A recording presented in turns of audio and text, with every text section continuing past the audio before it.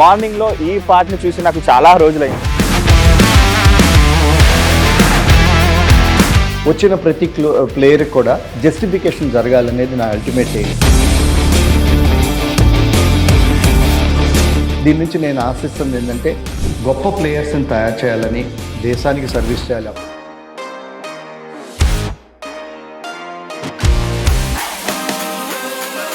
అసలు మీకు ఒక అకాడమీ పెట్టాలన్న విషయం మీకు ఎప్పుడు ఉండేది సార్? నాకు ఆడే రోజుల నుంచే ఉండేది. నా 16-17 ఏళ్ళప్పుడే నేను ఒక బ్లూ ప్రింట్ తయారు చేసుకున్నా, భవిష్యత్తులో అకాడమీ స్టార్ట్ చేస్తే ఇలా చేయాలి అని.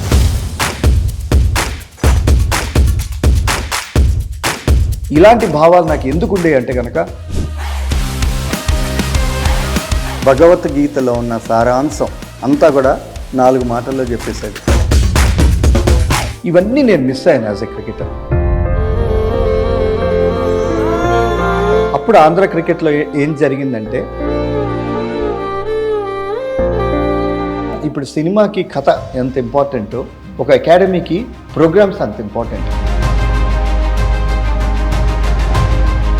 ఎంతోమంది గొప్ప అకాడమీస్ నేను చూశాను, కానీ మా అకాడమీలో ఉన్నంత డెడికేటెడ్, అంత కమిట్మెంట్ లేదు. కాబట్టి ఈ షో ద్వారా చూసే ప్రతి పేరెంట్ కూడా అర్థం చేసుకోవాల్సింది ఏంటంటే, ఆఫ్టర్ ఒక 25 ఏజ్ తర్వాత కెరియర్ ఆప్షన్స్ ఉంటాయి క్రికెట్లో? బ్యూటిఫుల్ క్వశ్చన్ మీరు అడిగింది. ఏదైనా సార్ మేము ఎంత డబ్బులు కుమ్మరిస్తాము, వీడిని ఈ ప్లేయర్ని తయారు చేయమని అంటే మీకు దమ్ము, ధైర్యం 2 ఉండాలి. మీరు ఆడినప్పుడు ఉన్న యంగ్స్టర్స్కి ఇప్పుడు జెన్జీ కిడ్స్లో ఉన్న ఆ ప్లేయింగ్ స్టైల్కి ఏదైనా చిన్న వ్యత్యాసం ఉందా? అంటే నేను 6 కొట్టేదానికి అవుట్ అయ్యాను అనుకో, నెక్స్ట్ ఇంకా దూరం కొడతాను. ఆ టైప్ ఆఫ్ కాన్ఫిడెన్స్ బిల్డ్ అవుతుంది వాళ్ళలో. సార్, మీరు సెలక్షన్ కమిటీలో ఉన్నప్పుడు బుమ్రా అండ్ హార్దిక్ లాంటి వాళ్ళని మీరే సెలెక్ట్ చేశారు. వాళ్ళు ఇప్పుడు దేశానికి ఏం చేస్తున్నారో మనందరికీ తెలుసు. అప్పుడు ఎఫర్డబిలిటీ వేరు, ఇప్పుడు ఎఫర్డబిలిటీ వేరు. 100 బాల్స్ లీగ్ అని చెప్పి, ఆ తర్వాత సచిన్ గారు కూడా చిన్న చేంజెస్ చేయాలని చెప్పారు. తర్వాత బైరన్నర్ని తీసేశారు. ఇప్పుడు మీరు చూస్తున్నట్టు గేమ్లో ఏదైనా చేంజెస్ చేయాలనుకుంటే మీరు ఏమైనా చేంజెస్ సజెస్ట్ చేయాలనుకుంటున్నారా గేమ్లో? అంటే చేంజ్ చేయకూడదు, కానీ నా ఉద్దేశంలో కనుక వన్డే కూడా ఉండాలి. ఇన్ జనరల్ తెలుగు రాష్ట్రాల నుంచి రావడానికి ఎందుకు ఇబ్బంది పడుతుంటారు? అది మైండ్ సెట్ కారణమా, లేకపోతే ఇంకేమైనా కారణాలు ఉన్నాయనుకుంటారు? అంటే స్లోగా మారుతుందండి అది. I think first institute in the whole country మనం, ఓకే, దట్ ఉమెన్స్ సేఫ్టీ కోసం, ఉమెన్స్ సెక్యూరిటీ కోసం ఒక ఉమెన్స్ కమిటీ ఏర్పాటు చేసాం. And it is headed by A lawyer. Sir, కొన్ని రోజుల్లో ఐపీఎల్ స్టార్ట్ అవబోతుంది అండ్ ఆల్రెడీ మీరు టీమ్స్ అని చూసుండొచ్చు, లైనప్ చూసుండొచ్చు, ఏంటి ఎవరు ఆడబోతున్నారు, మీకు ఒక ప్రెడిక్షన్ ఆల్రెడీ వచ్చేసి ఉండొచ్చు. What is your prediction? Play ఆఫ్స్కి వెళ్ళబోయే 4 టీమ్స్ ఏమనుకుంటున్నారు?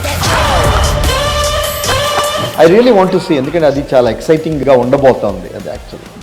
హిట్ టీవీ ప్రేక్షకులకు నమస్కారం, నేను మీ మహేష్. మనం ఎంఎస్కే ప్రసాద్ గారి ఇంటర్నేషనల్ క్రికెట్ అకాడమీలో ఉన్నాము. అండ్ నాకు ఆయనతో ఎంత పరిచయం ఉన్నా కానీ నేను కొంచెం ఒళ్ళు దగ్గర పెట్టుకొని మాట్లాడాలి. Because he represented our country, former Indian wicket captain and Indian wicket keeper and batsmen and chief BCCI selector కూడా. సో సార్ నమస్కారం, ఎలా ఉన్నారు సార్? మీతో ఇంత ఫార్మల్గా మాట్లాడుతుంటే నాకు చాలా ఇబ్బందిగా ఉంది సార్. యాక్చువల్లీ ఫ్రీగా ఉండండి, ఇక్కడ ఇది absolutely you can feel it. I just wanted to be absolute MSK Prasad గారి ఇంటర్నేషనల్ క్రికెట్ అకాడమీ సెంట్రింగ్గానే ఉంచాలి ఈ కన్వర్జేషన్ అని డిసైడ్ అయ్యాను. So will talk only about your me academy, దీని జర్నీ, దీన్ని స్థాపించిన డేట్ నుంచి ఇప్పటి వరకు. So when was this founded sir? ఇది యాక్చువల్గా 2020 మార్చ్లో స్టార్ట్ చేసాం. స్టార్ట్ చేసిన 4 రోజులకే లాక్డౌన్ అయిపోయింది. So it was a very very, అంటే ఒక రకంగా చెప్పాలంటే good thing that happened. And చాలా సందర్భాలు అంటారు కదా, ప్రతి నెగిటివిటీలో కూడా ఒక పాజిటివ్ వెతుక్కోవాలి అని. So it was a very very tough time for us. ఎందుకంటే మేము స్టార్ట్ చేసిన దాదాపు ఒక 30-40 మంది ఎన్రోల్ చేసుకున్న విత్ ఇన్ ఫ్యూ డేస్లోనే లాక్డౌన్ పడిపోవటం జరిగింది. బట్ హ్యావింగ్ సెడ్ దట్, ఎక్కడ కూడా ఏ ఒక్క స్టేజ్లో కూడా ఒక్కరోజు కూడా మేము ఆపలేదు. That academy went off. And ఈవెన్చువల్గా ఇక్కడ అంటే జస్ట్ అవుట్ సైడ్ దిస్ బిల్డింగే మా కోచ్లు కూడా ఉంటారు కాబట్టి, అవుట్ సైడ్ దిస్ అకాడమీ మా కోచ్లు హాస్టల్లో ఉంటారు కాబట్టి ఎక్కడ కూడా ఇబ్బంది పడలేదు. అప్పుడు ఈవెన్ ఇద్దరితో కూడా వి ర్యాన్ ద షో. అప్పుడు అశ్విన్ హెబ్బార్ అని తను our first player from Andhra from ఈ పర్టికులర్ అకాడమీ నుంచి ఎంఎస్కే ప్రసాద్ అకాడమీ నుంచి ఐపీఎల్ ఆడిన ఫస్ట్ ప్లేయర్ తను. వావ్. ఇద్దరితో కూడా రన్ చేసిన టైమ్స్ ఉన్నాయి. బట్ అలా ప్రారంభమైంది. అంటే స్టార్టింగ్ కన్స్ట్రక్షన్ అంతా కూడా ఒక 6 months ముందు స్టార్ట్ అయింది. బట్ 2020 మార్చ్లో స్టార్ట్ చేసాం. ఇమ్మీడియట్గా లాక్డౌన్ కూడా పట్టడం జరిగింది. But that was a great experience for us. Lockdown also taught us. ఎందుకంటే ఆ 20 మందితో ఎప్పుడైతే మేము స్టార్ట్ చేసామో చాలా అనుభవం వచ్చింది. అంటే ఏం చేయాలి ఏం చేయకూడదు కూడా అర్థం చేసుకోగలిగాం. ఎప్పుడైతే లాక్డౌన్ అయిపోయిందో దాని తర్వాత సబ్సిక్వెంట్ వేవ్స్ ఇవన్నీ కూడా రావటం జరిగిందో ఒక రకంగా చెప్పాలంటే మన అకాడమీకి ప్లేయర్స్ ఫ్లడ్స్ లాగా వచ్చారు అనిపించింది. సో బహుశా లాక్డౌన్ రాకపోతే మేము మా స్ట్రెంగ్త్స్ మా వీక్నెస్లు మేము అర్థం చేసుకునే వాళ్ళం కాదేమో. అదే మాకు ఉపయోగపడింది. అండ్ దాని తర్వాత అంచెలంచెలుగా ఎదిగి దాదాపు 250 మంది దాకా రీచ్ అవటం కూడా జరిగింది. సార్ నాకు తెలిసి మీరు దీన్ని స్థాపించినప్పుడు మీకు ఏదైతే ఆ సిచ్యువేషన్ వచ్చిందో దాన్ని కూడా ఒక ప్లేయర్ యాటిట్యూడ్ లాగానే దాన్ని తీసుకొని లైక్ సంక్షేమంలో అవకాశం ఎత్తుకొని లైక్ యూనో ఆ హర్డల్ని దాటి సక్సెస్ఫుల్గా 2026 వరకు స్టార్ట్ చేశారు. I was about to ask you 20 మెంబర్స్తో స్టార్ట్ అయ్యి ఎంతవరకు రీచ్ అయిందని. నౌ 250 మెంబర్స్ 250 మెంబర్స్ దాకా ఉన్నారు. అంటే ఈ ఒక్క సెంటర్ కాదు, ఈ దగ్గరలో ఇంకో సెంటర్ కూడా ఉంది. అవును. సో అంటే we ensure that player coach ratio ఉండాలి. వచ్చిన ప్రతి ప్లేయర్కి కూడా జస్టిఫికేషన్ జరగాలనేది నా అల్టిమేట్ ఎయిమ్. ఇప్పుడు యాక్చువల్గా మోర్ దాన్ 100 వెయిటింగ్ లిస్ట్ ఉంది మా అకాడమీకి. జస్ట్ లైక్ స్కూల్ లాగా అయిపోయింది అనమాట ఇది. సో ఇక్కడ మా కోచెస్ కానీ లేకపోతే మా స్టాఫ్ కానీ చాలా డెడికేటెడ్గా ఉంటారు. ప్రతి ప్లేయర్ పైన కూడా పర్సనల్ అటెన్షన్ ఉంటుంది. కాబట్టి ఎక్కువ మంది ఇంతకన్నా ఎక్కువ మేము అకామిడేట్ చేయలేకపోతున్నాం. ఇన్ఫ్రాస్ట్రక్చర్ కనుక వేరే చోట్ల ఎక్కడైనా ఉంటే కనుక ఇంకా మేము అకామిడేట్ చేయగలం. But we always maintain that 10 to 12 boys per each coach ratio. ఇప్పుడు దాదాపు మా స్టాఫే దాదాపు 42 మంది స్టాఫ్ ఉన్నారు ఇప్పటికే. So we maintain a healthy ratio between a player and ఆ కోచ్ అనమాట. అలా ఇండివిజువల్ అటెన్షన్ ఇవ్వకపోతే మన అకాడమీకి వేరే అకాడమీకి తేడా లేకుండా జస్ట్ ఒక మనీ మేకింగ్ ఒక ఆర్గనైజేషన్ లాగా అయిపోతుంది, which I don't want. Because దీని నుంచి నేను ఆశిస్తుంది ఏంటంటే గొప్ప ప్లేయర్స్ని తయారు చేయాలని, దేశానికి సర్వీస్ చేయాలి, అబ్బాయిలైనా అమ్మాయిలైనా దేశానికి సర్వీస్ చేయాలని. కానీ ఈ నేపథ్యంలో మనం నేర్పించే కొన్ని క్వాలిటీస్ కానీ కొన్ని క్యారెక్టరిస్టిక్స్ కానీ అవి వాళ్ళ గొప్ప సిటిజన్గా మారే అవకాశం లభిస్తుందని నాకైతే పూర్తి నమ్మకం ఉంది. For me values are very important. Value based teaching, value based కోచింగే ఉంటుంది ఇక్కడ. సార్ అంటే ఐ థాట్ ఒక 100-150 అనుకున్నాను. But listening to the figures like 250 వరకు ఉన్నారు. అండ్ స్టాఫ్ డెడికేటెడ్ స్టాఫ్ ఉన్నారు ప్రతి ఒక్కరికి అని చెప్పేసి నేను దాని బిగ్ పిక్చర్ నేను చూడగలుగుతున్నాను. ఎందుకంటే అందులోంచి ఒక 100 మందిన దొరకపోతారా మనకి రాబో రోజుల్లో అన్నట్టు. బట్ నేను అనుకుంటాను 100 మంది. బట్ మీరు ఇండివిజువల్గా ప్రతి ఒక్కరిని ఈక్వల్గానే ట్రైన్ చేస్తారు. And you being chief selector for BCCI మీకు ఇంకా ఆ ట్రాన్స్పరెన్సీ మీకు ఇంకా బాగా తెలిసి ఉండొచ్చు కదా సార్. ఏ లెవెల్ ట్రైనింగ్ కావాలి, ఎంత కావాలి, ఏం చేస్తే ద యాక్చువల్ గేమ్ని క్రాక్ చేయొచ్చు అని. సో అసలు మీకు ఒక అకాడమీ పెట్టాలన్న విజన్ మీకు ఎప్పుడు ఉండేది సార్? నాకు ఆడే రోజుల నుంచే ఉండేది. ఎందుకంటే ఒక క్రికెటర్గా నేను గుంటూరు నుంచి వచ్చినప్పుడు మాకు సదుపాయాలు లేకుండా, ఫెసిలిటీస్ లేకుండా ఆ రోజుల్లో కోచింగ్ కోసం హైదరాబాద్కి, చెన్నైకి, బెంగళూరుకి వెళ్తూ ఉండేవాళ్ళం. తర్వాత ఒకసారి ఇక్కడికి వెళ్ళిన తర్వాత ఎడ్యుకేషన్ లేకపోవటం, మళ్ళీ ఎడ్యుకేషన్ మిస్ అయితే ఫైనాన్షియల్గా ఇబ్బందులు ఉండటం, ఇవన్నీ కూడా all these things have really నా మైండ్లో ఎప్పుడు నేను నా 16-17 ఏళ్ళప్పుడే నేను ఒక బ్లూ ప్రింట్ తయారు చేసుకున్నా. భవిష్యత్తులో అకాడమీ స్టార్ట్ చేస్తే ఇలా చేయాలి అని, ఎలా ఉండాలి, పిల్లలందరూ కూడా under one roof, under one umbrella, ఒక అంబ్రిల్లా కింద ప్లేయర్స్ని తయారు చేయాలన్న ఉద్దేశంతో నా మైండ్లో 16-17 ఏళ్ళప్పటి నుంచే నాకు అది స్ట్రాంగ్గా ఉండేది. ఆంధ్ర క్రికెట్ అసోసియేషన్కి డైరెక్టర్గా ఉన్నప్పుడు ఈ ఆలోచనలన్నీ కూడా ఇంప్లిమెంట్ చేయడం కూడా జరిగింది. ఈవెన్చువల్లీ దాని నుంచి దాదాపు 6 అమ్మాయిలు ఇండియా ఆడటం జరిగింది. దాని తర్వాత ఇప్పుడు నితీష్ కుమార్ రెడ్డి కూడా ఆ నేపథ్యంలోనే ఒక అకాడమీ నుంచి తను రావటం జరిగింది. అప్పుడు ఆంధ్ర క్రికెట్లో ఏం జరిగిందంటే ఫ్రీగా, ఉచితంగా ఏదైతే BCCI మనకు ఫండ్స్ ఇస్తుందో ఉచితంగా వాళ్ళందరికీ కూడా 3 అకాడమీస్ అబ్బాయిలకి, 1 అకాడమీ అమ్మాయిలకి పెట్టి, తర్వాత మనం ఫారెన్ నేషనల్స్తో కొలాబరేట్ చేసుకొని డైరెక్ట్ ఆంధ్ర క్రికెట్ కెంట్ కౌంటీతో టైఅప్ అయి ఉండేది. ఆంధ్ర ఉమెన్స్ క్రికెట్కి ఒక 62 వన్డే ఇంటర్నేషనల్స్ న్యూజిలాండ్స్ ఆడిన అమ్మాయి వచ్చి మనకి హెడ్ కోచ్గా ఉంది. జిమ్మీ అడమ్స్ వచ్చి విజయనగరంలో ఉండేవాడు, అంటే ఫార్మర్ వెస్టిండీస్ క్యాప్టెన్. ఆ లెవెల్కి మనం తీసుకెళ్ళటం జరిగింది. రషీద్ని కానీ, రేవంత్ రెడ్డి కానీ, వీళ్ళందరూ యంగ్స్టర్స్ ఉన్నారు. వీళ్ళని అప్పుడు 12-13 ఏళ్ళు అప్పుడు బియాండ్ ద బౌండరీ అనే ఒక ఆర్గనైజేషన్స్తో టైఅప్ పెట్టుకొని వాళ్ళని అబ్రాడ్ పంపించడం జరిగింది. ఫైనల్గా అదే రషీద్ మనకి ఇండియాకి వైస్ కెప్టెన్ అయ్యాడు, అండర్-19 వరల్డ్ కప్ గెలవడానికి ప్రధాన కారణం అయ్యాడు. తర్వాత సిఎస్కేకి ఆడటం కూడా జరిగింది. సో ఇలాంటి భావాలు నాకు ఎందుకు ఉండేవి అంటే కనుక ఇవన్నీ నేను మిస్ అయ్యాను as a cricketer. Quality coaching miss అయ్యాను, క్వాలిటీ డైట్ మిస్ అయ్యాను, క్వాలిటీ ఎడ్యుకేషన్ మిస్ అయ్యాను, క్వాలిటీ మ్యాచ్ ప్రాక్టీస్ మిస్ అయ్యాను. ఇవన్నీ నా మైండ్లో ఉండటం వల్ల ముందుగా అది ఆంధ్ర క్రికెట్కి ఆలోచనలు అన్నీ కూడా కాచి వడపోచి అక్కడ ఇవ్వటం జరిగింది. ఇంకా దాని తర్వాత నా టెన్యూర్ అయిపోయింది, భవిష్యత్తు నెక్స్ట్ జనరేషన్స్ వచ్చి టేక్ ఓవర్ చేశారు. కాబట్టి ఇండివిజువల్గా నేను MSK Prasad international cricket academy అనే పేరుతో అకాడమీ స్థాపించడం జరిగింది. ఇప్పటికే ఇది దాదాపు 5-6 బ్రాంచెస్ ఉన్నాయి ఇక్కడ. ఇక్కడ హైదరాబాద్లోనే 4 ఉన్నాయి, అట్లానే ఆంధ్రాలో ఒక 2-3 ఉన్నాయి. తర్వాత యుఎస్ఏలో కూడా ఒక బ్రాంచ్ పెట్టాం తెలుగు వాళ్ళు అందరికి కూడా. యుఎస్ఏలో ఏ స్టేట్లో సార్? సియాటిల్లో ఉన్నాం. సియాటిల్. ఇక్కడ మన హైదరాబాద్లో ఇక్కడ అత్తాపూర్, అజీజ్ నగర్, మొయినాబాద్ అండ్ ఇక్కడ ఒక 2 పెట్టడం జరిగింది. అండ్ గుంటూరు అట్లానే విశాఖపట్నంలో కూడా ఉన్నాయి అన్నమాట. గుంటూరు అండ్ విశాఖపట్నంలో కూడా ఉన్నాయి. సో ఏపీ, తెలంగాణలో 4 బ్రాంచెస్ ఉన్నాయి, ఏపీలో ఉన్నాయి, యూఎస్లో కూడా ఉన్నాయి. సో ఇంటర్నేషనల్ అనే దానికి ఒక జస్టిఫికేషన్ కూడా చేస్తున్నారు. అంటే it's my ultimate dream that I have to go global.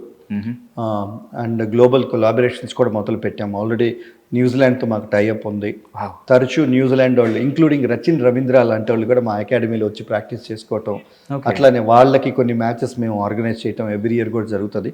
So last 2-3 ఇయర్స్గా న్యూజిలాండ్ నుంచి ఒక బంచ్ ఆఫ్ 40-50 ప్లేయర్స్ మా అకాడమీకి రావడం కూడా జరుగుతుంది. అండ్ ఇప్పుడు రాబోయే టైంలో వీఆర్ ప్లానింగ్, అంటే కొంతమంది న్యూజిలాండ్ ప్లేయర్స్ ఎవరైతే సీనియర్ కోచెస్ ఉన్నారో వాళ్ళు వచ్చి క్రాష్ కోర్సెస్ మన అకాడమీలో క్రాష్ కోర్సెస్ తీసుకోవటం. అట్లానే స్టీఫానీ జోన్స్ అని అతను పేస్ ల్యాబ్ అనే పేరుతో ప్రపంచంలోనే చాలా ఫేమస్ ఫాస్ట్ బౌలింగ్ కోచ్, అతను మా అకాడమీకి రాబోతున్నాడు మేలో. సో అట్లా ఆ పేరుకి సార్థకత చేయాలనేది, ఎందుకంటే చిన్నప్పటి నుంచే పెద్ద విజన్ కనుక పిల్లలకి క్రియేట్ చేయగలిగితే. సో ఇప్పుడు డబ్బులు ఎక్కడైనా ఖర్చు పెడుతున్నారు, చాలా తల్లిదండ్రులు ఎక్కడో కార్నర్స్కి వెళ్ళేసి లక్షలు తగలెట్టుకుంటున్నారు. కానీ మనం ఇక్కడ ఎవ్రీథింగ్ అండర్ వన్ అంబ్రిల్లా ఒక రీజనబుల్ ప్రైస్తో వాళ్ళే మన అకాడమీకి వచ్చి, అంటే ది గ్రేట్ కోచెస్ మన అకాడమీకి వచ్చి మన పిల్లలకి కోచింగ్ ఇచ్చేలాగా మా ప్రయత్నాలు జరుగుతున్నాయి.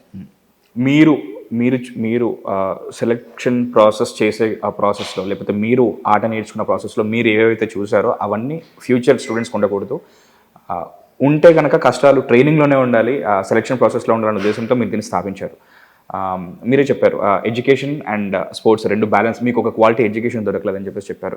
మన దగ్గర ఎలా ఉంటుందంటే హోర్డింగ్ చూసి కాలేజీలు సెలెక్ట్ చేసుకుంటారు సార్, కాలేజ్ బిల్డింగ్లు చూసి సెలెక్ట్ చేసుకుంటారు. కానీ ఒక అల్యూమినైని అంతకుముందు అక్కడ చదువుకున్న వాళ్ళు ఇప్పుడు ఏ పొజిషన్లో ఉన్నారో అది పట్టించుకోకుండా కాలేజ్ బాగుంది, గోడలు బాగున్నాయని చెప్పేసి అందులో జాయిన్ అవుతుంటారు. ఇన్ జనరల్ ఒక క్రికెట్ అకాడమీని సెలెక్ట్ చేసుకోవాలంటే చూడాల్సిన పారామీటర్స్ ఏముంటాయి సార్? ఒక క్రికెట్ అకాడమీని ఎంచుకోవడానికి చూడాల్సింది ఏంటంటే ఫండమెంటలీ అక్కడ ఉన్న కోచింగ్ స్టాఫ్ ఏంటి, అక్కడ ఉన్న కోచింగ్ ప్రోగ్రామ్స్ ఏంటి, అతను ఎంత పెద్ద కోచ్, ఎంత ఇంటర్నేషనల్ లెవెల్స్ ఆడా, 100 టెస్ట్ మ్యాచ్లు ఆడా, 2 టెస్ట్ మ్యాచ్లు ఆడా, 5 టెస్ట్ మ్యాచ్లు అనేది immaterial. What is more important is ఆ కోచ్ కమిట్మెంట్ ఏంటి, ఆ కోచ్ ఇచ్చే ప్రోగ్రామ్స్ ఏంటి. ప్రోగ్రామ్ ఇప్పుడు సినిమాకి కథ ఎంత ఇంపార్టెంటో ఒక అకాడమీకి ప్రోగ్రామ్స్ అంత ఇంపార్టెంట్. ఏ కైండ్ ఆఫ్ ప్రోగ్రామ్స్ రన్ అవుతున్నాయి, ఎలా ఉంది ఆ స్టాఫ్, ఎంత డెడికేటెడ్గా ఆ స్టాఫ్ ఉన్నారు.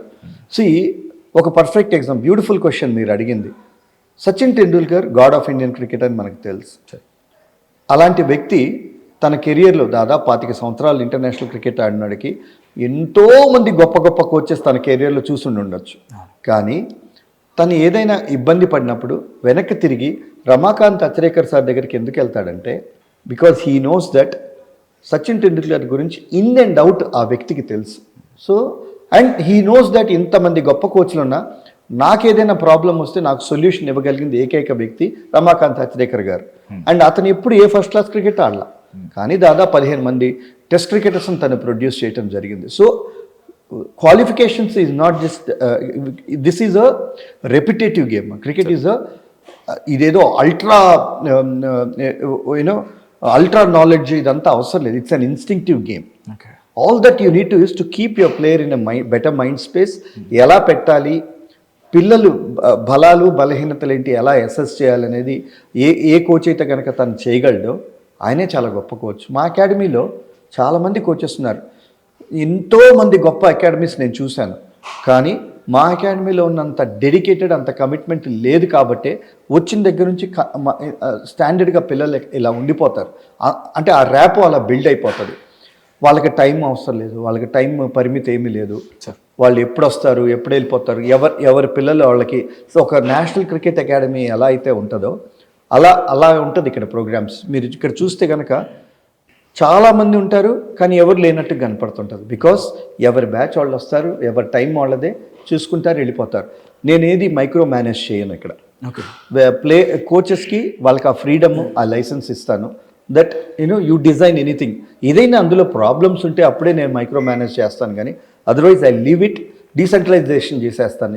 ఎవరి రోల్ వాళ్ళదే, ఎవరి ప్లేయర్స్ వాళ్ళదే, ఎవరి టార్గెట్స్ వాళ్ళే ఫుల్లీ ఛాలెంజ్డ్గా అయ్యింది. నేను ఇంతమందిని తయారు చేయాలి, ఇంతమంది స్టేట్ ప్లేయర్ని చేయాలి, ఇంతమంది నేషనల్ ప్లేయర్ని తయారు చేయాలనే కమిట్మెంట్ ఆ కోచెస్ నుంచి వస్తుంటుంది. సో ఎప్పుడు కూడా ఒక అకాడమీని ఎంచుకోవాలంటే ఆ అకాడమీలో ఉన్న కోచెస్ ఎంత కమిటెడ్గా ఉన్నారు, ఏ కైండ్ ఆఫ్ ప్రోగ్రామ్స్ వాళ్ళు డిజైన్ చేస్తున్నారు అనేది చాలా చాలా ముఖ్యం ఎంచుకోవటం. సార్ మనకి 5 ఏళ్ళకి ఒకసారి ఒలింపిక్స్ గుర్తొస్తుంది. ఆ ఒలింపిక్స్ గుర్తొచ్చినప్పుడే అరే మన ఇంట్లో ఒక ప్లేయర్ లేడంట అనుకుంటాము. ఒక జెర్సీ, ఒక పెద్ద ఈ సినిమాలు వచ్చినప్పుడే మనకి క్రికెట్ గుర్తొస్తుంది. అఫ్కోర్స్ మనకి క్రికెట్ మనం పట్టించుకోను కదా, అఫ్కోర్స్ మనం ఎక్కువగా ఆరాధించేది మనకి సినిమా, క్రికెట్ 2 కళ్ళు. బట్ ఫర్ సమ్ రీజన్ ఇప్పుడు వెస్టర్న్ కంట్రీస్లో కానీ ఇంకెక్కడైనా చూస్తే చదువు కన్నా ఎక్కువగా స్పోర్ట్స్కి ఇంపార్టెన్స్ ఇస్తారు. బట్ మన దగ్గర ఎడ్యుకేషన్లో ర్యాంక్స్ కోసం రుద్ది ర్యాంక్స్ సెంట్రిక్గా ఎడ్యుకేషన్ ఉంటుంది. ఒకవేళ క్రికెట్ వైపు వెళ్దామన్నా కానీ ఫర్ సమ్ రీజన్ అది కాస్ట్లీ ఏమో, నా ఏజ్ సరిపోతుందా, రోజుకి ఎంత టైం ఇవ్వాల్సి ఉంటుందో, చాలా దూరం వెళ్ళాలి, చాలా చాలా చాలా క్వశ్చన్స్ ఉంటాయి సార్. బేసికల్లీ మీ దృష్టిలో ఒక క్రికెట్లో కెరియర్ ఎంచుకోవాలనుకుంటున్న ఒక అమ్మాయి కానీ ఒక అబ్బాయి కానీ ఏ ఏజ్లో స్టార్ట్ చేయాలి, ఏ ఏజ్ వరకు ప్రయత్నించాలి, అంతకు మించి కూడా ప్రయత్నించకూడదు. సో ఎక్కడి నుంచి స్టార్ట్ చేస్తే వాళ్ళని కరెక్ట్గా మోల్డ్ చేయొచ్చు చెప్పండి సార్. సో బికాజ్ నేను కూడా లెవెల్ 3 కోర్స్ చేశాను కాబట్టి I understand the art of coaching.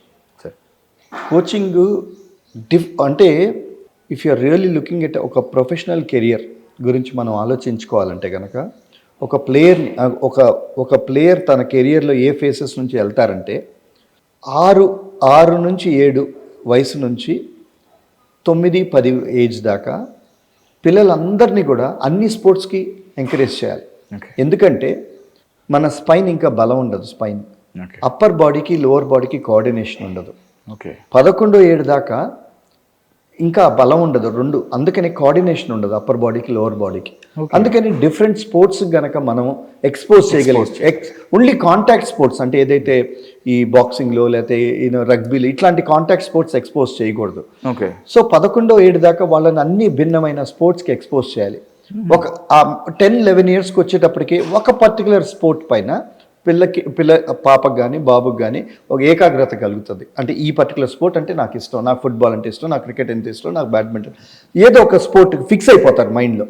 So the best part ఏంటంటే కనుక డిఫరెంట్ స్పోర్ట్స్ ఆడటం వల్ల బాడీలో ఉన్న డిఫరెంట్ మజిల్స్ అవి స్ట్రెంగ్తన్ అవుతాయి. ఒక పర్టికులర్ స్పోర్ట్ ఆడితే ఇప్పుడు క్రికెట్ ఉందనుకోండి, సైడ్ ఆన్ గేమ్ ఇటువైపే ఎక్కువ లోడ్ అంతా కూడా ఎక్కువ అవుతుంటుంది, అదర్ సైడ్ కొంచెం అంత స్ట్రెంగ్తన్ అవ్వదు. సో అందుకని అన్ని స్పోర్ట్స్ ఆడిస్తే కనుక overall the whole composition of the body better అవుతుంది.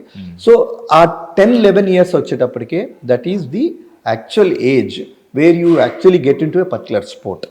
అంటే 11 ఇయర్స్ నుంచి 13 ఇయర్స్ దాకా మనము that is called peak basics learning age అంటారు.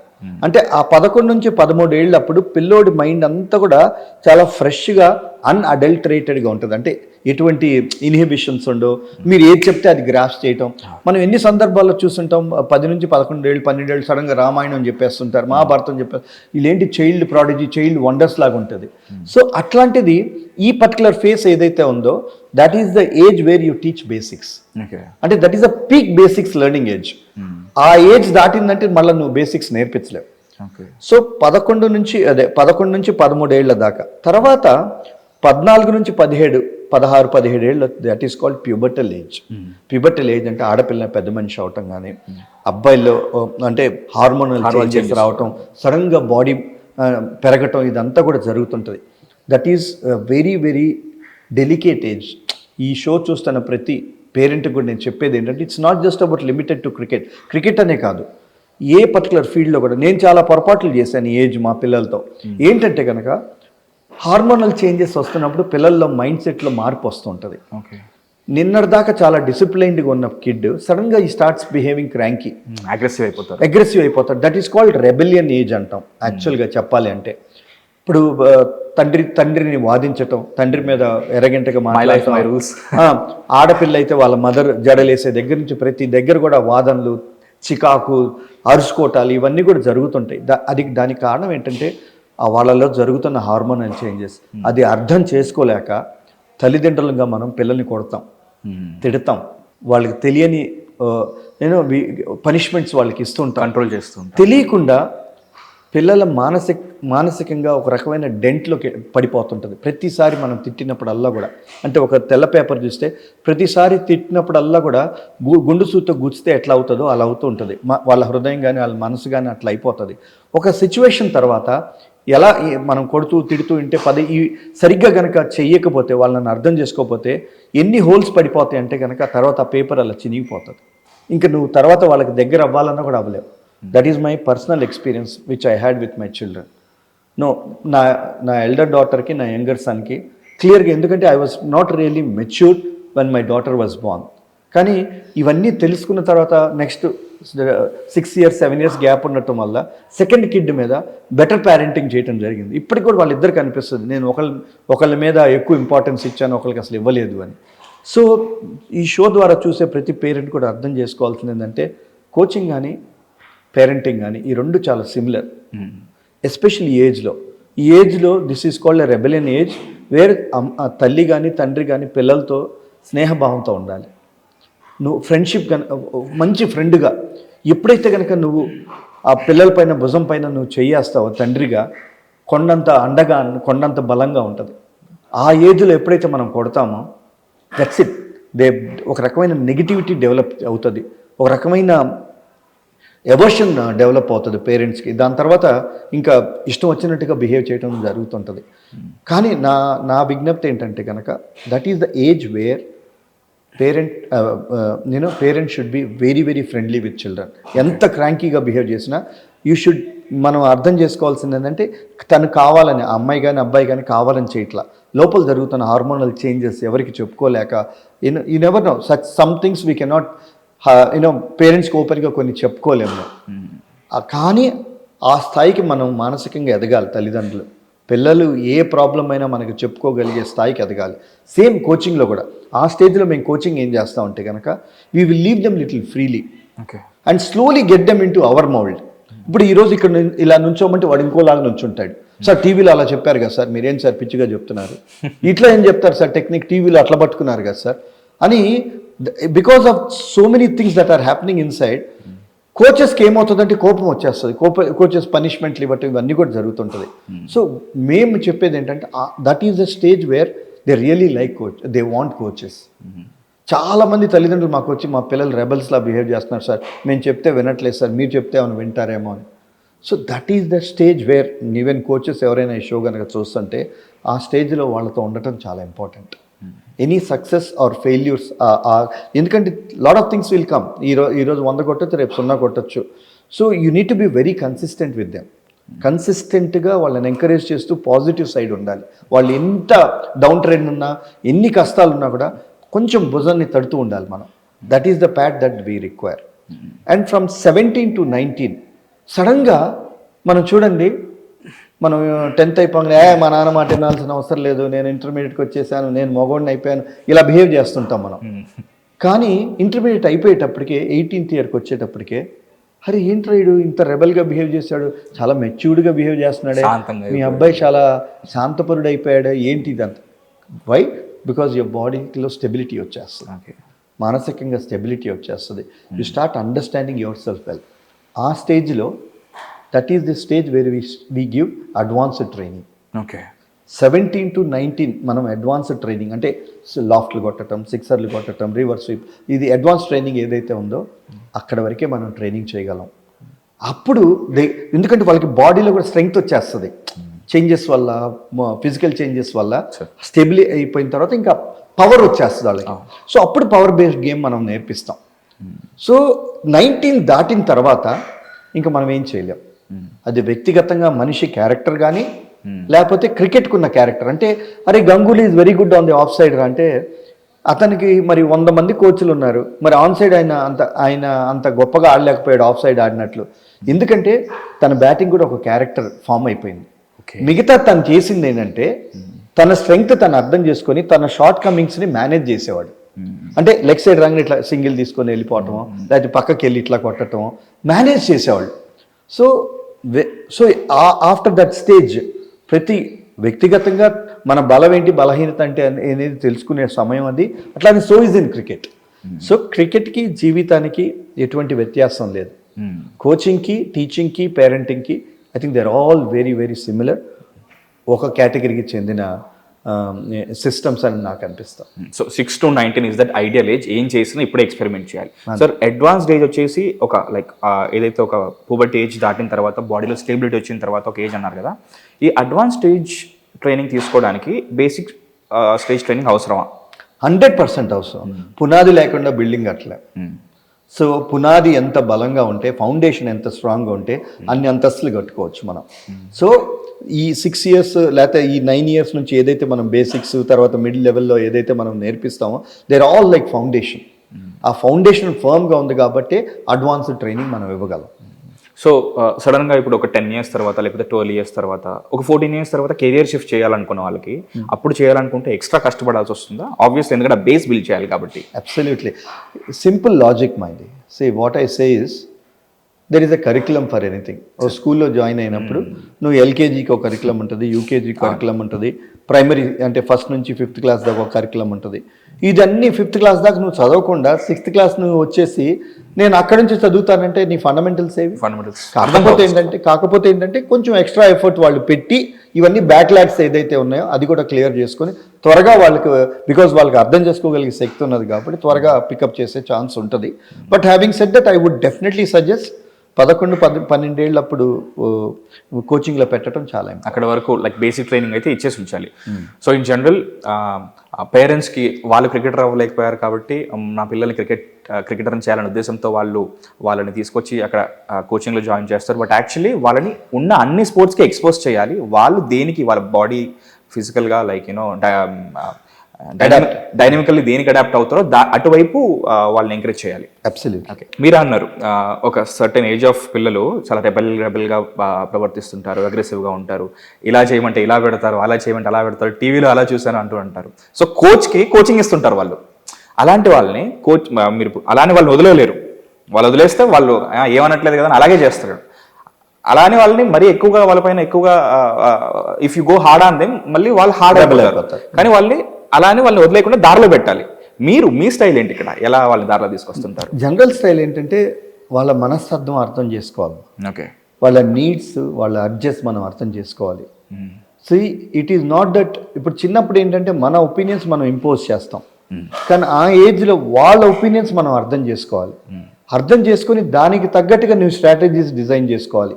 వాడికి ఏం కావాలి, ఆ పాపకి ఏం కావాలి, తనకేం కావాలి, తనకున్న ఇబ్బందులు ఏంటి, అవి అర్థం చేసుకుంటే ఇంక దే బికమ్ ది బెస్ట్. మనం ఏం చెప్తే ఇక్కడ నుంచి నువ్వు ఫుల్ లెంత్ డైవ్ వేయమంటే వేసేస్తారు. You have to go in there root so that they will come to our root. అది చాలా ఇంపార్టెంట్. Sir, general Indian parents mentality ఎలా ఉంటుందంటే బీటెక్ చదువుకుంటే నువ్వు బీటెక్ ఫెయిల్ అయినా కనీసం నీకు వేరే ఏదైనా జాబ్ వస్తుంది. నువ్వు ఒక 20-22 years వరకు నీకు క్రికెట్ కోచింగ్ ఇప్పించి అంత డబ్బులు పెట్టి అంత డైట్ అంతా ఇప్పించి తీరా నువ్వు సెలెక్ట్ అవ్వకపోతే నీకు క్రికెట్ మాత్రమే తెలుసు, వేరేది ఏం తెలియదు, అప్పుడు నువ్వు ఎటువైపు వెళ్తావు, ఇలాంటి వాటితోనే ఈ క్వశ్చన్స్తోనే ఫస్ట్ ఆపేస్తారు సార్. ఇప్పుడు ఈ కెఫేస్ కానీ బాక్స్ క్రికెట్లని ఇవన్నీ వచ్చిన తర్వాత ప్రతి సండే ప్రతి సాటర్డే కనీసం ఫ్రెండ్స్ అందరూ కలిసి ఫిజికల్ ఎక్సర్సైజ్ కోసం సరే క్రికెట్ ఆడుతున్నారు. కరెక్ట్. ఇన్ కేస్ ఒక 20-25 వరకు ఆ సెలెక్షన్ ప్రాసెస్ ఏదైతే ఉంటుందో వాళ్ళ లైక్ ఆ ఏజ్ కానీ ఆ క్యాప్ కానీ అయిపోయిన తర్వాత అసలు క్రికెట్లో కెరియర్ ఉంటుందా? ఏదైనా టోర్నమెంట్స్ ఆడుకోవచ్చా, లీగ్స్ ఆడుకోవచ్చా, ఏంటి? లేదా క్రికెట్ అలా ఉంచుకొని వేరే ఇంకేమైనా పని చేసుకోవాలా? Actually beautiful question. యాక్చువల్గా ఏంటంటే ఫస్ట్ హాఫ్ ఆఫ్ ద క్వశ్చన్లో మీరు అడిగారు తల్లిదండ్రులంగా మేము ఆడాలనుకున్నాం, ఆడలేకపోయాం, అప్పుడు మా ఫైనాన్షియల్ పొజిషన్స్ అంత గొప్పగా లేవు, మా ఆర్థిక పరిస్థితి మీకు ఎలాంటి ఉండిందో అలాంటిదే ఉంటాయి కాబట్టి, సో ఆర్థిక పరిస్థితి బాగాలేదు, బ్యాట్లు కొనుక్కోవడానికి బూట్లు కొనుక్కోవడానికి డబ్బులు లేవు. కానీ ఇప్పుడు ఏంటి, ఇది కౌంటర్గా అయిపోయింది. యాక్చువల్గా ఇప్పుడు జరుగుతుంది ఏంటంటే కనుక అన్నీ ఉన్నాయి తల్లిదండ్రుల దగ్గర. సో పిల్లల్లో ఆ స్పిరిట్ ఉందా లేదా? సో ఒకవేళ స్పిరిట్ ఉన్నా లేకపోయినా కొంతమంది బాగా క్రికెట్ ఆడిన పేరెంట్స్ ఏంటంటే ఎట్టి పరిస్థితుల్లో నాకు నా అబ్బాయిని కానీ నా అమ్మాయిని కానీ క్రికెట్ని తయారు చేసేయాలి. వాళ్ళకి ఎంత ఇంట్రెస్ట్ ఉంది, వాళ్ళకి ఎంత ఇంట్రెస్ట్ లేదో అది తెలుసుకోవట్లేదు. ఫండమెంటల్లీ ఏ స్పోర్ట్ అయినా కూడా మనం వాళ్ళకి ఫెసిలిటీసే మనం క్రియేట్ చేయగలం, ఎన్విరాన్మెంట్ మంచి క్రియేట్ చేయగలం, ఒక మంచి అకాడమీలో మనం పెట్టగలం. అంతేగాని వాళ్ళ గాలి మనం పీల్చలేం, వాళ్ళ రన్స్ మనం కొట్టలేం, వాళ్ళ వికెట్లు మనం తీయలేం. సో పిల్లోడ్లో ఎంత ఫైర్ ఉంది, పిల్లోడ్లో ఎంత ప్యాషన్ ఉంది అనే దాన్ని బట్టి అది అర్థం చేసుకోవడం తల్లిదండ్రులు చాలా ఇంపార్టెంట్. సింపుల్ ఎగ్జాంపుల్, మా అబ్బాయి, నేను 2 years మా అబ్బాయిని కోచింగ్లో పెట్టాను. 2 years అంటే ఎంత, పొద్దున్నే 5:30 అంటే 5:30కి తీసుకెళ్ళిపోయి, నేను లేకపోతే మా మిస్సెస్ అయినా కూడా మేము తీసుకెళ్ళటం, మా పిల్లోడిని అకాడమీలో పెట్టాం. ఒక 2 సంవత్సరాలు ప్రాక్టీస్ చేయించాం, బాగానే ఆడుతున్నాడు, బాగా పికప్ చేశాడు. అప్పుడు నాకు అనిపించింది, ఒకరోజు తను ఆడుతున్న చూసి నాకు అనిపించింది బాడీలో స్టెబిలిటీ కనపడలా షార్ట్ కొట్టినప్పుడు. సో బికాజ్ నేను కూడా కోచ్ కాబట్టి ఆ కోచ్ యాంగిల్లో చూశాను. సో అంటే ఎక్కడో తన కొట్టే షాట్లో తన హృదయం లేదన్నట్లుగా అనిపించింది నాకు. ఏదైనా మనకి ఆ పర్టికులర్ ఫీల్డ్లో కనుక ఇంట్రెస్ట్ ఉంటే కనుక అలా అలా అలా సాగిపోతుంది. అసలు జీవితం ఒక రిథమిక్గా ఉంటుంది, అంటే ఒక పాట లాగా ఉంటుంది, సంగీతం లాగా ఉంటుంది ఆట కూడా. కాకపోతే మా ఆవిడ ఆడుతున్నప్పుడు నేను చూశాను, అప్పుడు నాకు అనిపించింది ఏంటి వీడు ఇట్లా ఆడుతున్నాడు, మనసు ఉందా లేదా దీని మీద అని. సో అక్కడ ఇంటికి తీసుకెళ్ళాను, ఆ ప్రాక్టీస్ సెషన్ చూసిన తర్వాత ఇంటికి తీసుకెళ్ళి అడిగాను, నిన్న నువ్వు నైట్ షాడో ప్రాక్టీస్ చేసి ఈరోజు మార్నింగ్ వచ్చావా లేదా అని. అంటే మాకేంటంటే షాడో ప్రాక్టీస్ చేస్తే బాడీలో స్టెబిలిటీ ఉంటుంది, రేపు పొద్దునే వచ్చినప్పుడు షార్ట్స్ ఆడినప్పుడు బాడీలో స్టెబిలిటీ ఉంటుంది, చేయకపోతే కొంచెం ఇంబ్యాలెన్స్ ఉంటుంది. సో నేను అడిగాను, నువ్వు షాడో ప్రాక్టీస్ చేసావంటే కొంచెం మాట్లాడట్లేదు, అలిగినట్టు కూర్చున్నాడు. 4-5 సార్లు టెస్ట్ చేసిన తర్వాత, నాన్న నీతో నేను మాట్లాడాలి అన్నాడు. ఏంటంటే, నాన్న నేను అసలు క్రికెట్ ఎందుకు ఆడాలన్నాడు. అదేంట్రా అట్లా మాట్లాడుతావు, క్రికెట్ ఆడాలంటే నేను చూడు మీ నాన్న ఇంటర్నేషనల్ క్రికెటరు, ప్లస్ క్రికెట్ ఇండియాలో క్రికెట్ అంటే అదొక పెద్ద ఇది కదరా, అంటే క్రికెట్ ఆడితే ఏమొస్తుందని అడిగాడు. నువ్వు దేశానికి మంచి పేరు తీసుకురావచ్చు అది ఇది అని అన్నాడు. ఏ దేశానికి నాన్న అన్నాడు. నాకు కడుపు కాలింది, ఎందుకంటే నేను మిలిటరీ స్కూల్లో చదువుకున్నా, కోరుకొండ కేంద్రీయ విద్యాలయం. ఓకే. సో మా దగ్గర 24 గంటలు నేషనల్ ఇంటిగ్రేషను ఇదే, అంటే ఎప్పుడు రౌండ్ స్కూల్ అవర్స్ అంతా కూడా నేషనల్ ఇంటిగ్రేషన్ సాంగ్స్ మాకు ప్లే అవుతుండే. సో ఇంక అందుకంటే మిలిటరీ పిల్లలు కదా అందరం, నేను ఒక్కడనే సివిలియన్, మిలిటరీ పిల్లలు వాళ్ళు మాట్లాడి ఇవన్నీ కూడా చాలా కసిగా దేశభక్తి ఇట్లా ఉంటాయి. సో మావాడు ఆ మాట అనేటప్పుడు చాలా కోపం వచ్చేస్తుంది నాకు. ఏం మాట్లాడుతున్నారా, మనందరం భారతీయులు అది ఇది అంటే, నాన్న okay I agree, we are all proud Indians. అలానే ప్రతి సైంటిస్టు, ప్రపంచంలో ఏదైనా కనిపెట్టిన ప్రతి సైంటిస్టు, ఎడిసన్ అదే అనుకోనున్నా, లేకపోతే ఐన్స్టీన్ అలానే అనుకున్నా, లేకపోతే ఐజాక్ న్యూటన్ అలానే అనుకుంటే, నా ఊరు నా ప్రాంతం నా దేశమే అని అనుకుంటే ప్రపంచానికి వాళ్ళు ఏం చేసేవాళ్ళు కాదు కదా నాన్న. మరి we should do something which should be నువ్వే అన్నావు కదా నాన్న, today whole world is a global village అని. Why are you thinking only, మనం ప్రపంచానికి ఏదైనా మంచి చేయాలన్నా ప్రపంచానికి you should be thinking globally కదా అన్నాడు. I was taken by surprise. నాలో 2 యాంగిల్స్ ఉన్నాయి, ఒకటి ఏమో క్రికెట్ ఫాదర్, ఇంకోటి ఏమో normal father. And also generational gap. Normal father is feeling proud of this fellow. Cricketing father ఏమో ఎక్కడ క్రికెట్ నుంచి ఇటు దూరం అవుతాడనే బాధ. సో అదే మదన జరుగుతోంది, అంతర్మదనం జరుగుతుంది వాడితో మాట్లాడినప్పుడు. అప్పుడు ఫైనల్గా వాడు ఒక మాట అన్నాడు, నాన్న డిడ్ యూ రియల్లీ సీ, నిజంగా నువ్వు నేను ఆడుతున్నప్పుడు నా హార్ట్ చూసావా నా గేమ్లో అని అడిగాడు. He's just 6th class 7th క్లాస్లో, హీ వాజ్ 12.5. అదేంట్రా నువ్వు చాలా బాగా ఆడుతున్నావు అది ఇదంటే, లేదు నాన్న 2 సంవత్సరాలు నీ కోసం పొద్దున్నే నేను లెగుస్తున్నాను నాన్న, నిన్ను సాటిస్ఫై చేయడానికి కోసం 2 years నుంచి ఈ స్పోర్ట్లో ఆడుతున్నాను నాన్న. నాకు అసలు కంట్లోంచి నీళ్ళు వస్తున్నాయి. అంటే నేను ఎంత బాధ పెట్టాను అంటే, ఎందుకంటే నేను అర్థం చేసుకోలేకపోయినా నా ఓన్ సన్ని అని నేను అనుకుంటున్నా. అంటే నాన్న అని వాడు రూమ్ తీసుకెళ్ళి చూపించాడు. ఆ రూమ్లో అన్నీ ఇలాన్ మస్క్, ఐన్స్టైన్లు ఆ ఫోటోలు ఉన్నాయి.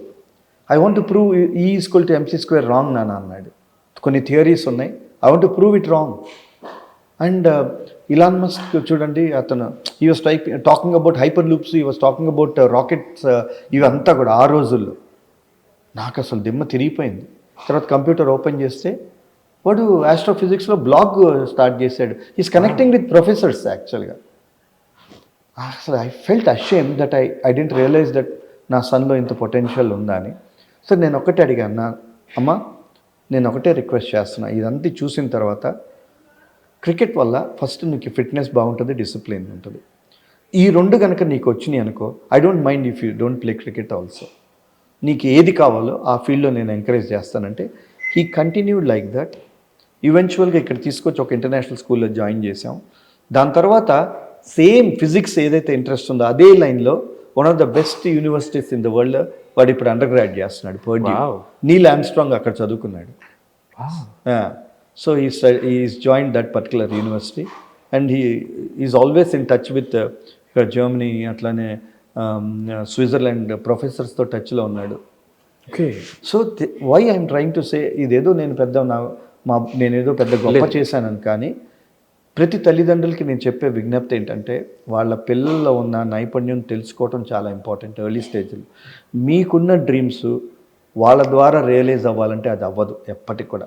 వెదర్ పిల్లల్లో ఆ డ్రీమ్స్ ఉన్నాయా లేదా, వాళ్ళకి ఏం ఇంట్రెస్ట్ ఉన్నది అని వాళ్ళ లైన్లో వెళ్ళి వాళ్ళకి ఎంకరేజ్ చేయడం చాలా ఇంపార్టెంట్.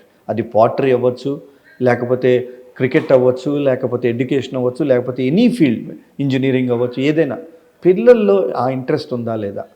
లేదు అని అంటే జీవితాంతం మిమ్మల్ని సాటిస్ఫై చేయడానికి వాళ్ళు పెరుగుతారు. They will never be very happy from inside. And అందులో అంత ఫోర్స్డ్గా తీసుకున్న ఆ రంగంలో వాళ్ళు రాణించలేరు కూడా.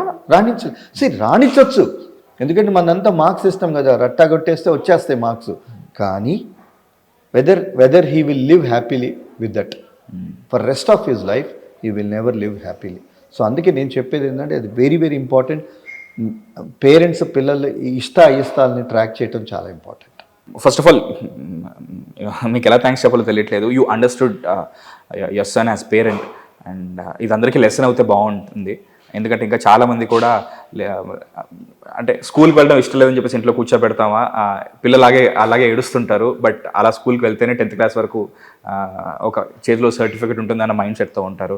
బట్ మీరు అలా యాక్ట్ చేయకుండా ఏది మీ లెగసీ కంటిన్యూ అవ్వాలనేది అనే మీ మొండి పట్టుదల కాకుండా అతనికి ఏది ఇంట్రెస్ట్ ఉందో, ఇంపార్టెంట్ అనిపించిందో అదే చేశారు. Thanks to you. But like after set of age తర్వాత ఇప్పుడు మీ అబ్బాయికి ఆ తక్కువ ఏజ్లోనే మీరు స్టార్ట్ చేశారు. Now he proved himself and he's happy, you are happy. మీరు ఒక దగ్గర ఓడిపోయినా ఇంకో దగ్గర గెలిచారు, ప్రాబ్లం లేదు. ఆఫ్టర్ ఒక 25 ఏజ్ తర్వాత కెరియర్ ఆప్షన్స్ ఉంటాయి క్రికెట్లో. సో ఇంకొక పాయింట్ నేను ఒకటి స్ట్రెస్ చేయాలని అనుకుంటుంది ఏంటంటే, కోచింగ్లో పిల్లల్ని చూడంగానే మనకు అర్థమవుతుంది ఇతనికి ఎంత పొటెన్షియల్ ఉంది, ఏ లెవెల్ దాకా వెళ్తాడనేది. అది చాలా చాలా ఇంపార్టెంట్.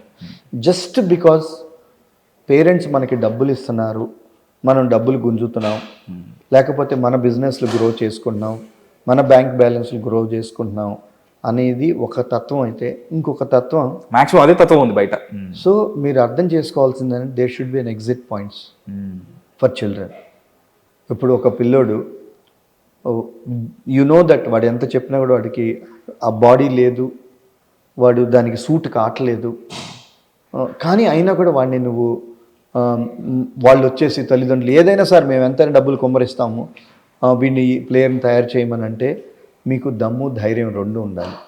తండ్రికి మా అకాడమీకి వచ్చినప్పుడు first and foremost we don't give any assurances, we will give the best quality coaching. అంతేగాని వీడిని మేము ఇది చేసేస్తాము అది చేసేస్తాము అట్లా. అండ్ ఇంకోటి reality checks at every given stage చెప్పాలి. 15 ఏళ్ళప్పుడు, ఇప్పుడు మన దగ్గర 11 ఏళ్ళప్పుడు పెట్టినప్పుడు 4 ఏళ్ళు ఆడిన తర్వాత పిల్లోడి ఇంట్రెస్ట్ ఏంటో తెలుస్తుంది. ఇష్టం ఉన్నా లేకపోతే తల్లిదండ్రులు తీసుకొస్తున్నాడు అనుకో, 15 ఏళ్ళ దగ్గర వాడికి రియాలిటీ చెప్పాలి తల్లిదండ్రులకి. ఎందుకంటే అది 10th క్లాస్ చాలా ఇంపార్టెంట్. దాని తర్వాత స్టిల్ కంటిన్యూ చేసిన తర్వాత 17 ఏళ్ళప్పుడు ఒకసారి మళ్ళీ చెప్పాలి, 19 ఏళ్ళప్పుడు మళ్ళీ ఇంకోసారి చెప్పాలి. ఎందుకంటే by then national benchmarks, state benchmarks ఉంటాయి. ఆ పారామీటర్స్కి తను ఫిట్ అవుతున్నాడా లేదా చెప్పగలగాలి. అలా చెప్పినప్పుడే, ఎందుకంటే once again I tell that డబ్బు పోతే మళ్ళీ సంపాదించుకోవచ్చు, ఈ రోజుల్లో ఆరోగ్యం పోతే మళ్ళీ సంపాదించుకోవచ్చు, ట్యాబ్లెట్లు వచ్చినాయి, మెడిసిన్ ఇవి వచ్చినాయి అవి వచ్చినాయి, కానీ సమయం పోతే మళ్ళీ వెనక్కి తిరిగి రాదు. తల్లిదండ్రులు సమయం మనకిస్తున్నారు, విచ్ ఈజ్ అంటే ఇంకా మళ్ళీ వెనక్కి తీసుకురాంది అదొక్కటే, సమయం ఒక్కటే. ఇలాంటి సమయంలో అకాడమీస్ కానీ ఏ కోచ్ అయినా ఎక్కడైనా నేను చెప్పే విజ్ఞప్తి ఏంటంటే కనుక, నువ్వు అకాడమీ మనం ప్రారంభించినప్పుడు నీ heart and soul into it ఉండాలి. ఆ పిల్లోడి జీవితం నీ చేతిలో పెట్టాడు తల్లిదండ్రులు. సో రియాలిటీ మనం కనుక చెప్పగలిగితే, చెప్పలేకపోతే అది చాలా పెద్ద పొరపాటు చేసినట్లే. మీరు టైం పోతే ఇందాక మీరు ఆల్రెడీ అన్నారు 23, 24, 25 వచ్చేటప్పటికి ఇటు కాకుండా అటు కాకుండా అయిపోతాం. సో అండ్ ఇంకో one more point for any sports men నేను చెప్పేది ఏంటంటే, చాలామంది అంటారు స్పోర్ట్స్ ఆడుతున్నాం మాకు సమయం లేదు, నేను చదువుకోలేకపోతున్నాను. కానీ స్పోర్ట్స్ మెన్ కొన్నంత సమయం మామూలు వాళ్ళకి ఉండదు. ఓకే, గ్రౌండు లేకపోతే ఇల్లు, ఇంకెంతకన్నా మనకేముంటుంది? సినిమా థియేటర్లు, షికార్లు, టీ షాపులు, బండ్లు, అక్కడ కూర్చుంటే ఎప్పుడు ముందుకెళ్తాం? మన బ్రెయిన్ ఎంత షార్ప్గా ఉంటుందంటే, స్పోర్ట్స్ మెన్ బ్రెయిన్ ఎంత షార్ప్గా ఉంటుందంటే, నార్మల్ పర్సన్ 6 గంటలు చదివేది మనకి 2.5 గంటలు సరిపోతుంది. We have so much time. Only thing ఏంటంటే కనుక, you need to balance both, you need to segregate your time. 24 గంటలు క్రికెట్ ఫీల్డ్ మీద పడి క్రికెట్ కోచింగ్ తీసుకుంటేనే క్రికెటర్ అయితే ప్రతి ఒక్కరు గ్రౌండ్లోనే ఉంటారు, ఇంకా చదువులే ప్రతి ఒక్కరు కూడా ఉంటారు. ఈ రెండుని బ్యాలెన్స్ చేయగలిగిన వాళ్ళే వాడు ఎక్కువ కాలం ఆడతాడు, and he will become a all rounded cricketer, well rounded cricketer. క్రికెట్కి ఎడ్యుకేషన్ చాలా important. They are not contradictory, they are complementary to each other, they are 2 sides of a same coin.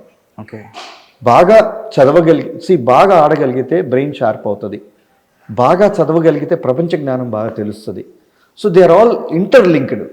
And ఈ రెండు కనుక బ్యాలెన్స్ చేసుకుంటూ వెళ్తే కనుక he will go on to play the game. If you see the way Dhoni కానీ విరాట్ కానీ వాళ్ళు మాట్లాడుతుంటే ఎంత బ్యాలెన్స్డ్గా అనిపిస్తుంది.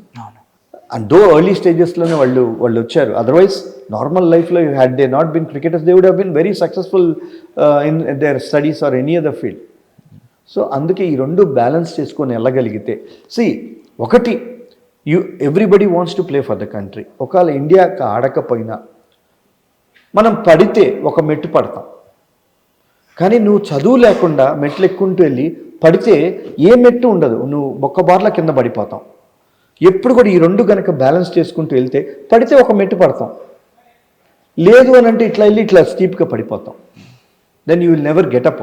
అప్పుడు వెనక్కి తిరిగి తల్లిదండ్రులు చూసి బాధపడితే ఉపయోగం లేదు. సో ఈ రెండు కూడా కోచ్, పేరెంట్ ఒక టీం లాగా వర్క్ చేసి ఒక ప్లేయర్ ఎదుగుదలలో చూడాలి. ఏ ఫీల్డ్ అయినా కూడా, ఎనీ రంగంలో కూడా చాలా important. So that is what I sincerely advise is that పిల్లోడికి ఎగ్జిట్ క్లాసులు చూసుకోవాలి. And at the same time తల్లిదండ్రులు they need to balance both education and sport. ఈ రెండు బ్యాలెన్స్ చేయగలిగితే కనుక వాడికి భయం ఉండదు. నేను ఇప్పుడు ఓన్లీ ఆడుతున్నోడికి ఏంటంటే, అమ్మో నేను ఇలా గాల్లో కొడితే 6 కొట్టాలని వెళ్తాను, అది ఒకవేళ అవుట్ అయిపోతే నా కెరియర్ ఏమైపోద్దో, నాకు చదువు లేదు, నా తల్లిదండ్రుల ఆన్సరు అంతా, ఇంక నేను వెనక్కి తిరిగి చూస్తే ఏముండదు నాకు అని ఎప్పుడైతే మనిషి ఆ స్టేజ్కి వెళ్తాడో కంగారు వచ్చేస్తాం. కంగారు వచ్చినప్పుడు ఎప్పుడు కూడా you are not at your best. ప్రెషర్లో ఆడతాం, ప్రెషర్లో more often than not you will fail. అందుకనే చదువు మనకి ఆ బ్యాలెన్స్ని ఇస్తుంది. నువ్వు ఫెయిల్ అయితే ఏమవుతుంది, నేను ఇంజనీరింగ్ చేసుకుంటా, లేకపోతే మెడిసిన్ చేసుకుంటా, లేకపోతే ఇంకేదైనా చేసుకుంటా, MBA చేసుకుంటా, లేకపోతే అక్కడ వెళ్ళి చదువుకుంటా, ఆ నమ్మకం వస్తుంది.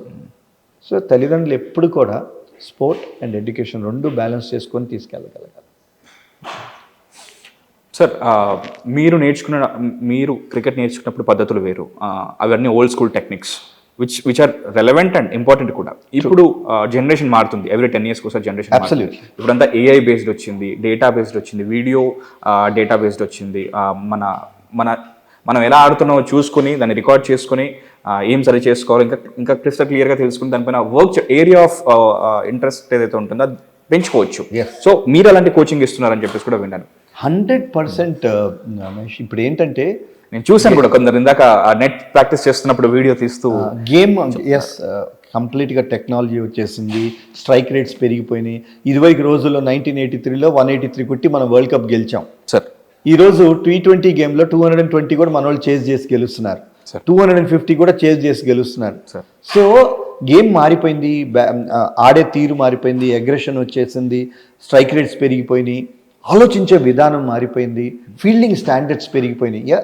ప్రతి అకాడమీ కూడా అప్ టు డేట్ కనుక ఇప్పుడున్న పరిస్థితికి మనం అప్ టు డేట్ కనుక లేకపోతే డెఫినెట్గా వెనక్కి పడిపోయినట్లే. We are definitely using it. Having said that fundamentals ఇంకా సేమ్ ఉన్నా కూడా మారుతున్న ట్రెండ్స్ ఏదైతే కనుక దానికి తగ్గట్టుగా మన ప్లేయర్స్ని తయారు చేయలేకపోతే మళ్ళీ డెఫినెట్గా వాళ్ళు వెనక్కి పడిపోతారు. We are on that job. And ఇంకోటి ఏంటంటే అందుకని మేము ఇప్పుడు ఉన్న ఏదైతే బయట ఇప్పుడు we are actually tying up with other coaches. మనకు కాకపోయినా ఒక స్పెషలైజ్డ్ కోచెస్ ఏదైతే ఉన్నారో వాళ్ళతో క్రాష్ కోర్సెస్ చేయిస్తున్నాం మేము. ఇప్పుడు మా పిల్లలకి ఇప్పుడు T20 కానీ, బ్యాట్ స్పీడ్ కానీ, బ్యాట్ స్వింగ్ కానీ, ఇవన్నీ కూడా న్యూ ట్రెండ్స్ ఏదైతే వచ్చినాయో అవి నేర్పించడానికి కోసమని దానికి స్పెషలైజ్డ్ కోచెస్ని తీసుకొస్తున్నాం. సార్ ఏదైనా సరే బ్రాండ్ ఈజ్ ఇంపార్టెంట్. ఆ నేమ్తోనే సెల్ అయిపోతుంది మనకి ఏదైనా సరే. లైక్ బ్రాండ్ ఇప్పుడు ఎంఎస్కే ప్రసాద్ గారి cricket academy, chief selector BCCI, former and wicket keeper cum batsmen. So మీ దగ్గర నేర్చుకోవాలని ప్రతి ఒక్కరికి ఉబలాట ఉంటుంది. మీరే చెప్పారు 100 వెయిటింగ్ లిస్ట్ ఉంది ప్రస్తుతానికి అని చెప్పేసి. But at the same time already 250 members ఉన్నారు. You can be in all places. So same అవతల కూడా మీరే అనే లెవెల్లో వేరే కోచెస్ కూడా ఉండాలి అండ్ వాళ్ళతోనే మీరు సెక్షన్ ఇప్పిస్తున్నారు కూడా. సో ఇక్కడ మీ దగ్గర ఉన్న ప్రజెంట్ ఎవరైతే కోచెస్ ఉన్నారో వాళ్ళ క్రెడెన్షియల్స్ అండ్ బ్యాక్గ్రౌండ్, వాళ్ళ లెగసీస్ ఏంటి sir? So to start off with, మా దగ్గర ఉన్న coaches whether they are qualified or whether they have played enough level of cricket. So వాళ్ళని కాన్స్టెంట్గా ట్రైన్ చేస్తుంటాం, కోచింగ్ కోర్సెస్కి పంపిస్తుంటాం. వాళ్ళు అప్డేట్ అవుతుంటారు. వాళ్ళకి రెగ్యులర్గా అంటే every Wednesday or 2 times in a month మేము రెగ్యులర్గా వాళ్ళ క్లాసెస్ తీసుకొని వాళ్ళ నాలెడ్జ్ని అప్గ్రేడ్ చేయడం జరుగుతుంటుంది. అండ్ దానివల్ల ఏంటంటే కనుక ఈవెన్ నేను ఒక సింపుల్ ఎగ్జాంపుల్ చెప్తాను. మా దగ్గర ఒక కోటి అని ఒక కోచ్ ఉన్నారు. He was a fast bowler in his days. అసలు అతను ఎప్పుడు బ్యాట్ పట్టుకుంది కూడా నేను చూడలేదు. అలాంటిది ఇప్పుడు దాదాపు 8 మంది స్టేట్ ప్లేయర్ని తన దగ్గర నుంచి తయారయ్యారు. సో అలా completely transformation. All of them are batters, not bowlers. So though himself, ఎందుకంటే తనంతట తను ట్రైన్ చేసి తను నేర్చుకొని ఇవన్నీ కూడా చేయడం జరుగుతుంది. సో మా దగ్గర గోపి అని ఒక అబ్బాయి ఉన్నాడు. చిన్న పిల్లల్ని ఎంత బ్యూటిఫుల్గా మౌల్డ్ చేస్తాడు. అట్లానే రవితేజ ఉన్నాడు, భాస్కర్ అని, ఇట్లా వీళ్ళకి ఒక్కొక్కరు స్పెషలైజ్డ్ జాబ్స్ వాళ్ళకి ఇవ్వటం కూడా జరిగింది. And we keep on sending them for coaching courses upgrade చేయడానికి కోసం. Okay, coach to student ratio ఎంత ఉంటుంది సార్? మన ideally good ratio should be 10 to 12 అండి, అంతకన్నా ఎక్కువ ఉండకూడదు. 10 to 12 ఉంటే కనుక that is an ideal. 15 is maximum. Batting and బౌలింగ్కి సపరేట్ కోచెస్ మీకు వచ్చేస్తున్నారు. ఇండివిజువల్ ప్లేయర్ ప్రోగ్రెస్ని ఎలా మానిటర్ చేస్తుంటారు? సో వీ హ్యావ్ నవ్ ఇప్పుడు పర్ఫార్మెన్స్ అనలిస్ట్ మేము హైర్ చేసుకున్నాం. We are going to track them. అంటే every week every month video analysis జరుగుతుంది. వీడియో అనాలిసిస్తో పాటు పర్ఫార్మెన్స్ అనాలిసిస్ కూడా కంబైన్ చేసి where the kid is progressing అనే దాని మీద వర్క్ చేస్తున్నాము. So we just hide that. Sir batch timings ఏంటి అండ్ వీక్లీ మంత్లీ ఎన్ని సెషన్స్ ఉంటాయి sir? So there is something called regular batches. అంటే people who come for 2.5 hours వచ్చి వెళ్తారు వాళ్ళు స్కూల్, పొద్దున కానీ సాయంత్రం కానీ. కొంతమంది ఏమో ఇలా వచ్చి దాంతోపాటు ఇండివిజువల్గా ఒక కోచ్తో వర్క్ చేయడానికి, that is called 1-on-1. And there is 1 more batch called Super 30. Super 30 అంటే కనుక ఒక క్రీమ్ ఆఫ్ 30 players మేము ఐడెంటిఫై చేసాము.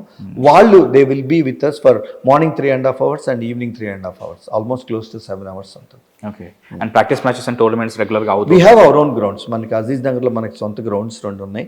సో ఎవ్రీ వీక్ వాళ్ళు మ్యాచ్ ఆడుతూనే ఉంటారు.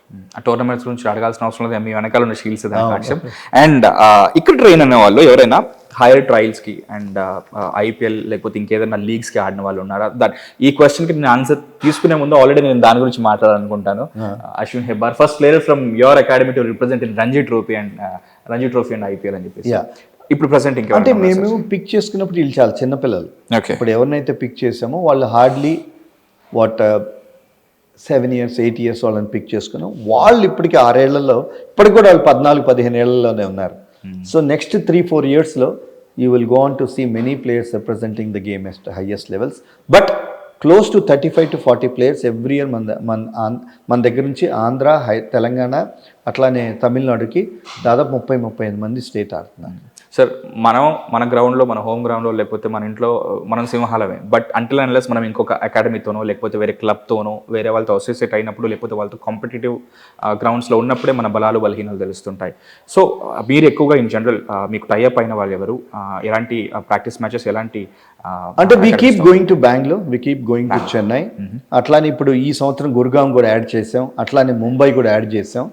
సో అట్లానే we are planning for abroad also.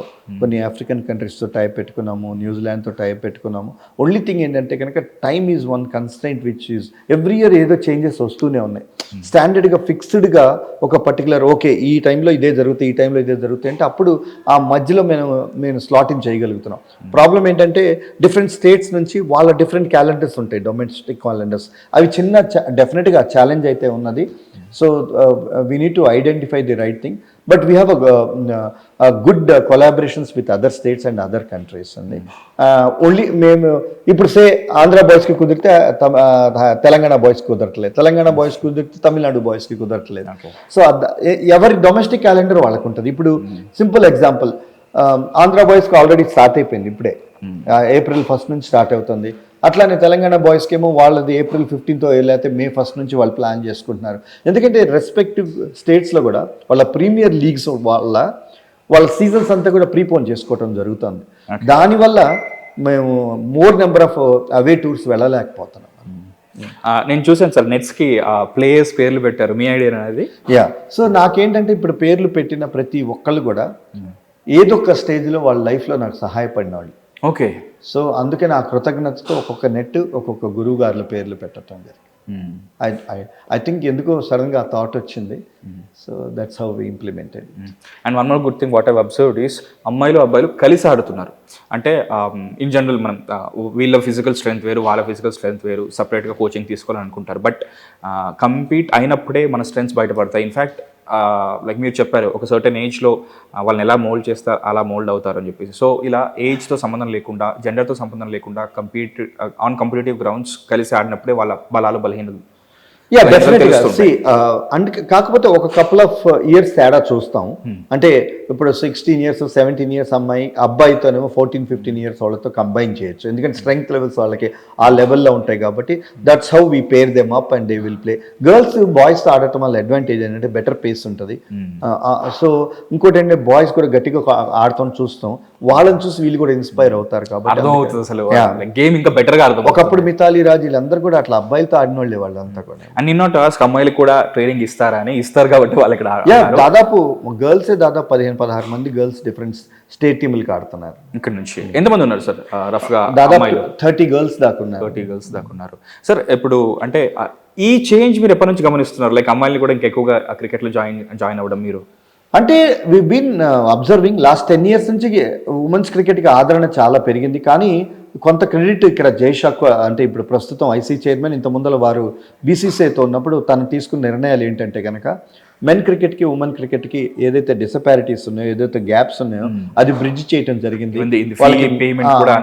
Match money కూడా సేమ్ గా ఇవ్వటం కూడా జరుగుతుంది. కాబట్టి ఈక్వాలిటీ, జెండర్ ఈక్వాలిటీ ఎప్పుడైతే కనుక జైషా గారు తీసుకున్న నిర్ణయం ఉందో దానివల్ల కూడా డెఫినెట్గా ఫ్రాంక్లీ స్పీకింగ్ ఆయన తీసుకున్న నిర్ణయం తర్వాత ప్రతి అకాడమీలో ఒక 5% 10% పెరిగారు అమ్మాయి. ఓకే సార్, ఎంత మాట్లాడుకున్నా ఏం చేసినా sir end of the day it's numbers sir. నంబర్సే మ్యాటర్స్.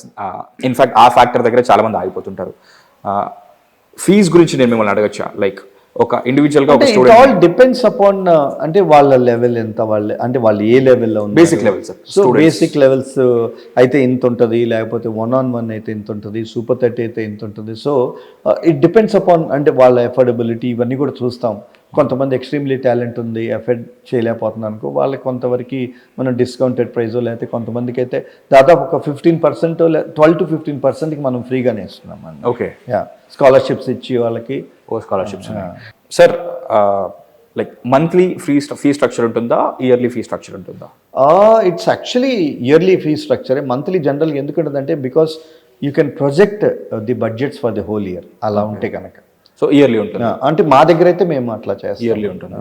సార్ మీరు సెలక్షన్ కమిటీలో ఉన్నప్పుడు బుమ్రా అండ్ హార్దిక్ లాంటి వాళ్ళని మీరే సెలెక్ట్ చేశారు. వాళ్ళు ఇప్పుడు దేశానికి ఏం చేస్తున్నారో మనందరికీ తెలుసు and it's very transparent and it's very visible. మీరు ఇన్ జనరల్ ఒక ప్లేయర్ని సెలెక్ట్ చేసేటప్పుడు ఇప్పుడు మీ దగ్గర ఉన్న అకాడమీలో నుంచి వస్తున్న వాళ్ళ దగ్గర ఏం చూస్తున్నారు? ఒకటి, వాళ్ళ దగ్గర ఆ స్పిరిట్ ఉందా లేదా, అంటే ఆర్ దే ఇండివిజువల్స్ ఆర్ తనకి ఆ క్యారెక్టర్ ఉందా లేదా. క్యారెక్టర్ అంటే how consistent he is, how disciplined he is, అంటే తనకి నేర్చుకునే గుణం ఉందా, ఆ ఫైటింగ్ ఎబిలిటీస్ తనకు ఉన్నాయా, పడి లేవగలిగిన శక్తి ఉన్నదా, ఇవన్నీ ఈ ఫ్యాక్టర్స్ అన్నీ కూడా మనం వాళ్ళలో బిల్డ్ చేయడానికి ప్రయత్నం చేస్తాం. అండ్ ఎవరైతే కనుక అది సక్సెస్ఫుల్గా బిల్డ్ చేయగలుగుతున్నారో వాళ్ళు నెక్స్ట్ లెవెల్స్కి వెళ్తారు. ఓకే, మీరు అన్నారు నాకు సరిగ్గా గైడెన్స్ లేదు, సరిగ్గా డైట్ ప్లాన్ కూడా లేదని. So you also include diet plan in this? Of course, అంటే కాన్స్టెంట్గా మేము we have a mental conditioning coach, ఒక అతను వచ్చి రెగ్యులర్గా మన Indian railway service doctor Pradeep గారు అని ఉన్నారు. He himself is a doctor and at the same time IRS officer అనమాట. తను వచ్చి క్లాసెస్ తీసుకుంటాడు. తర్వాత ఉమెన్ సేఫ్టీ కోసం కూడా ఒక పోక్సో లాయర్ ఎవరైతే ఉన్నారో ఆమెను కూడా పెట్టడం జరిగింది. ఎందుకంటే women's I think first institute in the whole country మనం దట్ ఉమెన్ సేఫ్టీ కోసం, ఉమెన్ సెక్యూరిటీ కోసం ఒక ఉమెన్స్ కమిటీ ఏర్పాటు చేసాం. And it is headed by A lawyer who fights POCSO cases. So in terms of safety also it's safe అని మీరు చెప్తున్నారు. Sir మీకు స్కాలర్షిప్స్ కూడా ఉన్నాయని చెప్పేసి, స్కాలర్షిప్ ప్రోగ్రామ్స్ కూడా ఉన్నాయని చెప్పేసి అన్నారు. ఎవరైనా కొత్తగా జాయిన్ అవ్వాలనుకుంటే వాళ్ళకి ఏమన్నా ఫిల్టరేషన్ ప్రాసెస్ ఉన్నాయా? ఈ స్టేజెస్ దాటితేనే మా దగ్గరకు వస్తాము అంటే డిఫరెంట్ ప్రోగ్రామ్స్ ఉన్నాయి. అంటే ఇందులో బేసిక్ ప్రోగ్రామ్లో అయితే కనుక ఆ ప్రాబ్లం ఉండకపోవచ్చు. బట్ 1-on-1 కానీ లేకపోతే సంథింగ్ అదే సూపర్ 30 ప్రోగ్రామ్స్ కానీ ఇట్లాంటి ప్రోగ్రామ్స్కి అయితే మాత్రం డెఫినెట్గా what we look at it is కొన్ని పారామీటర్స్, ఈ కొన్ని బెంచ్ మార్క్స్ ఉన్నాయి. ఫిట్నెస్లో ఈ బెంచ్ మార్క్ ఉండాలి, ఇన్ని మ్యాచ్లు ఆడిన అనుభవం ఉండాలి, స్కిల్ లెవెల్స్లో ఇట్లా ఉండాలి అని కొన్ని పారామీటర్స్ మీద బేస్ చేసుకుని ఆ ఎక్స్ట్రీమ్ ప్రోగ్రామ్స్లో, టాప్ మోస్ట్ ప్రోగ్రామ్స్లో వాళ్ళకి అడ్మిషన్ ఇస్తామని. సార్ ఇప్పుడు మీ నర్చరింగ్లో ఇప్పుడు కొత్త వాళ్ళందరూ తయారవుతున్నారు. మొన్న వైభవ్ సూర్యవంశి 14 ఏళ్ళు అతను ఎలాంటి వండర్స్ చేస్తున్నాడో మనం చూసాం. ఇప్పుడు రాబోయే IPLలో నేను క్రిస్ గేల్ స్కోర్ని కూడా నేను బీట్ చేస్తాను, విచ్ ఇస్ 175 ఐ గెస్, దాన్ని కూడా బీట్ చేస్తాను అంటున్నాడు. అండ్ జెన్జీ కిడ్స్లో మనం ఈ గ్రిట్ కనబడుతుంది మనకి ఇది. సో మీరు ఆడినప్పుడు ఉన్న యంగ్స్టర్స్కి ఇప్పుడు జెన్జీ కిడ్స్లో ఉన్న ఆ ప్లేయింగ్ స్టైల్కి ఏదైనా చిన్న వ్యత్యాసం ఉందా? సింపుల్ ఎగ్జాంపుల్ అప్పుడు ఎఫోర్డబిలిటీ వేరు, ఇప్పుడు ఎఫోర్డబిలిటీ వేరు. అప్పుడు మనకున్న ఫైనాన్షియల్ పొజిషన్స్ వేరు, లేకపోతే పేరెంట్స్ ఎంకరేజ్మెంట్ వేరు. ఇప్పుడు ఫైనాన్షియల్ పొజిషన్స్ వేరు.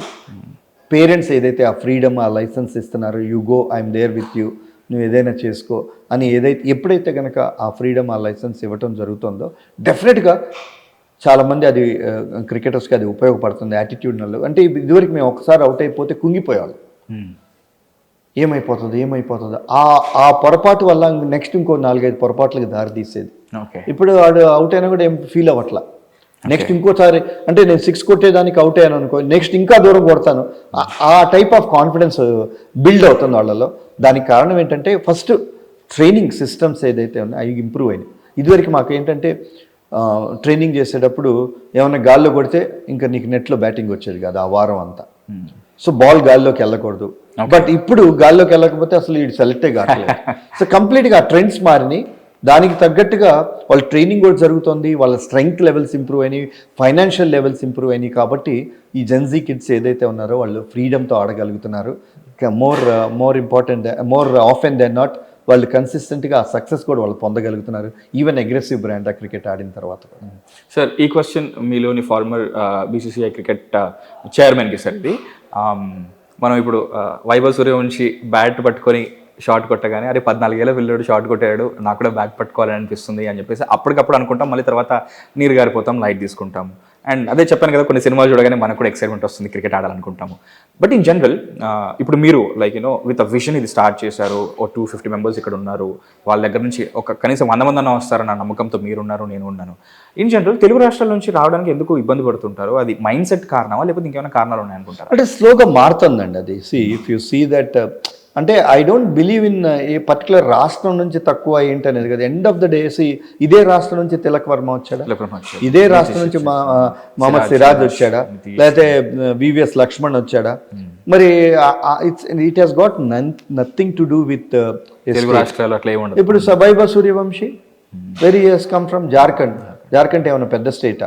అది జస్ట్ బికాస్ మహేందర్ సింగ్ ధోని వల్ల అది చాలా పెద్ద స్టేట్ లాగా కనపడుతుంది. కానీ మరి so it has got nothing today reach, media reach కానీ, విజిబిలిటీ రీచ్ కానీ, టాలెంట్ ఏ కోసాన ఏ కార్నర్లో ఉన్నా కూడా ఇమ్మీడియట్గా వెలుగులోకి వచ్చేస్తుంది. Thanks to media, thanks to digital, whatever it is, telecast కానీ ఏదైనా కూడా టాలెంట్ ఉంటే కనుక ఇమ్మీడియట్గా వాళ్ళకి ఆ గుర్తింపు ఇమ్మీడియట్గా దక్కుతోంది. సో టైంతో పాటు ఏదైనా సరే ఎవాల్వ్ అవుతూ వస్తుంది. ఒకప్పుడు 100 బాల్స్ లీగ్ అని చెప్పి, ఆ తర్వాత సచిన్ గారు కూడా చిన్న చేంజెస్ చేయాలని చెప్పారు. తర్వాత బైరన్నర్ని తీసేశారు. ఇప్పుడు మీరు చూస్తున్నట్టు గేమ్లో ఏదైనా చేంజెస్ చేయాలనుకుంటే మీరు ఏమైనా చేంజెస్ సజెస్ట్ చేయాలనుకుంటున్నారా గేమ్లో game better? Ideally anything that interesting that can create an interest is, అంటే చేంజ్ చేయకూడదు. How about bringing 2 innings in a one-day game? 2 innings in a one-day game. అంటే 25-25 చేయగలిగితే ఎట్లా ఉంటుంది అనేది నాకు I really want to see. ఇప్పుడు T test అని వచ్చింది కదా, ఇప్పుడు హర్భజన్ అండ్ వీళ్ళందరూ. కానీ నా ఉద్దేశంలో కనుక 1 day కూడా ఉండాలి. And at the same time how about having it in 2 innings, whether it is 20 overs లేదా 25 overs. I really want to see, ఎందుకంటే అది చాలా ఎక్సైటింగ్గా ఉండబోతోంది అది యాక్చువల్గా. Sir, you may choose not to answer this question. ఇప్పుడు నితీష్ ని ఆల్ ఫార్మాట్ ప్లేయర్గా ఆయన్ని సంసిద్ధం చేశారు. బట్ చూస్తే టీంలో కొంచెం కష్టంగా ఉంది, ప్లేస్ ఉంటుందా లేదా అని చెప్పేసి. ఎక్కడ అతని నుంచి ఫ్యూచర్ ప్లేయర్స్ సంసిద్ధం అవుతున్న వాళ్ళు అలా ఆల్ ఫార్మాట్ ప్లేయర్గా రెడీ అవ్వడమే కరెక్ట్ అంటారా, లేకపోతే like should they stick to one format? No, I don't think so. అంటే బికాజ్ ఒక ఫార్మాట్ కనుక నువ్వు స్టిక్ అయితే you will not get that recognition. Okay, ప్రస్తుతం మా టైంలో అంటే ఓకే, టెస్ట్ కొంచెం స్లో ఆడుతుందంటే టెస్ట్, లేకపోతే ఫాస్ట్ ఆడుతుందంటే వన్-డే T20లో తీసుకునేవాళ్ళు. కానీ బట్ ఇప్పుడు ముఖ్యంగా ప్లేయర్స్ ఎదుగుతున్నప్పుడు నేను ఒక సింగిల్ ఫార్మాట్కే నేను వస్తాను అంటే కనుక he may not be looked upon. Maybe అన్ని ఫార్మాట్స్కి ప్రిపేర్ అయిన తర్వాత టీమిండియా సెలెక్షన్ చేసేటప్పుడు అప్పుడు సెలెక్టర్స్ డిసైడ్ చేస్తారు ఇతను ఏ ఫార్మాట్కి టీమిండియాకి బెటర్గా సూట్ అవుతాడు అనేది. But when you prepare you have to prepare fully అనిపిస్తాను. One final last question sir. కొన్ని రోజుల్లో ఐపీఎల్ స్టార్ట్ అవబోతుంది అండ్ నాకు మీకు ఉన్న పరిచయం కూడా ఐపీఎల్ నుంచే కాబట్టి ఆల్రెడీ మీరు టీమ్స్ అని చూసుండొచ్చు, లైన్అప్ చూసుండొచ్చు, ఏంటి ఎవరు ఆడబోతున్నారు, మీకు ఒక ప్రెడిక్షన్ ఆల్రెడీ వచ్చేసి what is your prediction? Play ఆఫ్స్కి వెళ్ళబోయే 4 టీమ్స్ ఏమనుకుంటున్నారు? ఆర్సీబీ టీం చాలా బాగుంది. అంటే they could retain the core, చాలా ఇంపార్టెంట్ కోర్ని వాళ్ళు రీటైన్ చేసుకోగలిగారు. రెండోది ముంబై ఇండియన్స్ టీం ఈసారి చాలా బాగుంది, చాలా స్ట్రాంగ్గా కనపడుతుంది. ఆర్సీబీ అండ్ ఎంఐ అయితే మాత్రం డెఫినెట్గా నాకు స్ట్రాంగ్గా ఉన్నట్లు కనపడుతోంది. మిగతా నాకు అంత పెద్దగా అంటే I'm really not able to చెప్పండి. అంటే సన్ రైజ్ హైదరాబాద్ మాత్రం కొంత కోర్ అయితే మాత్రం వాళ్ళు రీటైన్ చేయగలిగారు. యా, డెఫినెట్గా. అండ్ షమ్మి గిమ్మి వీళ్ళందరూ రావటం కూడా all these are all wonderful signs. So ఈ 3 టీమ్స్ అయితే మాత్రం నేను గ్యారంటీగా చెప్పగలుగుతున్నాను మంచిగా ఉన్నాయి. దాని తర్వాత ఈవెన్ లాస్ట్ ఇయర్ ఢిల్లీ బాగా చేసింది, but somehow half way through వాళ్ళు ఇదైపోయారు. Punjab Kings I don't know whether they will be the same people this year, because Punjab Kings was never consistent. Right, వాళ్ళ ట్రాక్ రికార్డ్ కూడా కనుక చూస్తే ఒక సీజన్ అద్భుతంగా పర్ఫార్మ్ చేస్తారు, ఓ season you see lot of down trends. Maybe కేకేఆర్లో ఇప్పుడు టిమ్ సైఫర్ట్ రావడం జరిగింది, ఫిన్ యాలన్ కూడా రావడం జరిగింది, రచిన్ రవీంద్ర కూడా వచ్చాడు. దట్స్ కొంత అక్కడ స్ట్రాంగ్ కూడా అయినట్లుగా అనిపించింది. అంటే 4th టీం నేను చెప్పలేకపోతున్నాను. 3 టీమ్స్ అయితే మాత్రం నాకు అనిపిస్తుంది, RCB, MI and SRH. Me favourite team ఏది? మీ సపోర్ట్ ఎవరికి out of all the teams? Obviously మన టీం అయితే మనకి సన్ రైజ్ హైదరాబాద్ అంటే మనకి the kind of brand of cricket వాళ్ళు లాస్ట్ కపుల్ ఆఫ్ ఇయర్స్ ఆడింది. అన్బిలీవబుల్ బ్రాండ్ ఆఫ్ క్రికెట్ ఆడారు. అభిషేక్ శర్మ అవ్వచ్చు, ట్రావిస్ హెడ్ అవ్వచ్చు, ఇషాన్ కిషన్ అవ్వచ్చు, వీళ్ళందరూ కూడా చాలా మంచి క్రికెట్ ఆడారు. I like Sunrisers Hyderabad, but at the same time నాకు ఆర్సీబీ అంటే చాలా ఇష్టం. Fine sir. నేను యాక్చువల్లీ చాలా ఒక స్కూల్కి అడ్మిషన్ కోసం వెళ్తే నేను ఏమేమి క్వశ్చన్స్ అడగాలో అలాంటి క్వశ్చన్స్తో నాకు అలాంటి ఆన్సర్స్ దొరుకుతాయన్న ఉద్దేశంతో నేను ఇక్కడికి వచ్చాను. ఆ మైండ్ సెట్తోనే అలా ప్రిపేర్ అయ్యి వచ్చాను. బట్ నాకు దానికి ఒక వాల్యూ బేస్డ్ ఆన్సర్స్ దొరికాయి. మీలోని coach, like BCCI X chairman వీళ్ళు కాకుండా వీళ్ళని ఫాదర్ యాంగిల్ కూడా బయటకు వచ్చింది, అది యాడ్ అయ్యి ఒక కొత్త అవుట్పుట్స్ వచ్చాయి. సో దీన్ని బేస్ చేసుకుని రేపు పొద్దున క్రికెట్ని ఒక కెరియర్గా తీసుకోవాలా వద్దా అనేది ఒక బెటర్ అనాలిసిస్తో పేరెంట్స్ రెడీ అవుతారు అన్న ఉద్దేశం, అండ్ ప్లేయర్స్ అండ్ ఎవరైనా ఇటువైపు కెరీర్ తీసుకోవాలనుకుంటున్న వాళ్ళకి ఇది ఒక మంచి వీడియో అవుతుందని నేను అనుకుంటున్నాను. And thank you so much for your time sir. I love your అంటే నేను క్రికెట్ అకాడమీస్కి వెళ్ళి చూడడం తక్కువే, బట్ నేను చూసినంత వరకు చూడడమే ఒక state of the art level అకాడమీని చూస్తే నాకు స్టాండర్డ్ సెట్ అయిపోతాయి, పారామీటర్స్ సెట్ అయిపోతాయి. So that I can suggest someone better ఇలాంటిది చూస్ చేసుకోండి అని చెప్పేసి. So that happened to me now today, ఈ రోజు మీ ప్రెజెన్స్లో. Thank you so much sir. Great pleasure Mahesh. Hit TV app, ఇందులో short news, live news, entertainment shows, movies, digital magazines తో పాటు మీ జిల్లా వార్తలను కూడా ఫ్రీగా చూడొచ్చు. ఇంకెందుకు ఆలస్యం, వెంటనే హిట్ టీవీ యాప్ ని డౌన్లోడ్ చేసుకుని ఫ్రీగా ఎంటర్టైన్మెంట్ పొందండి. Hit TV app. Hit TV app. Please download Hit TV app. Hit TV app ని ఫ్రీగా డౌన్లోడ్ చేసుకొని ఎంజాయ్ చేయండి. మీకు నచ్చిన ఎంటర్టైన్మెంట్ కోసం హిట్ టీవీ యాప్ ని ఫ్రీగా డౌన్లోడ్ చేసుకుని ఎంజాయ్ చేయండి. హిట్ టీవీ యాప్ ని డౌన్లోడ్ చేసుకుని ఆస్వాదించండి, ఆశీర్వదించండి. ఇంతమంది సెలబ్రిటీలు హిట్ టీవీ యాప్ ని డౌన్లోడ్ చేసుకోండి అని చెప్తున్నారంటే ఎంత మంచి యాప్ ఆలోచించండి. అమెరికా అమెరికా అమెరికా అమెరికాలో చదవాలనుకునే వాళ్ళకి విశ్వసనీయమైన పేరు మన శౌర్య కన్సల్టెన్సీ. UK లో 1 year masters. UK లో 1 year masters. 2 years work permit up to 5 years visa. Contact Saurya Consultancy. Contact 89851 89851.